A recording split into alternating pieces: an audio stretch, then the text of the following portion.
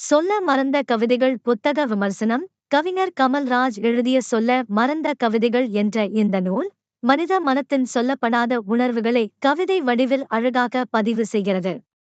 ஒவ்வொரு பக்கத்திலும் காதல், வலி, நினைவுகள், ஏக்கம், தனிமை மற்றும் வாழ்க்கையின் நிஜ உணர்வுகள் ஆழமாக வெளிப்படுகின்றன. இந்த நூலின் மிகப்பெரிய பலம் அதன் எளிய மொழிநடை. கடினமான சொற்கள் இல்லாமல் சாதாரண வாசகரும் மனதோடு இணைந்து படிக்கக்கூடிய வகையில் கவிதைகள் அமைந்துள்ளன.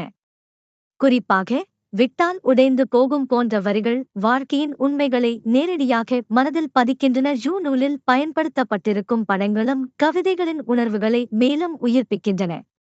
கருப்பு வெள்ளை பின்னணிகள், மழை, இயற்கை, தனிமை போன்ற காட்சிகள் கவிதைகளின் ஆழத்தை வாசகருக்கு உணர்த்துகின்றன. தீபாவளி போன்ற கவிதைகள் சமூக உணர்வையும் மனித நேயத்தையும் வெளிப்படுத்துகின்றன.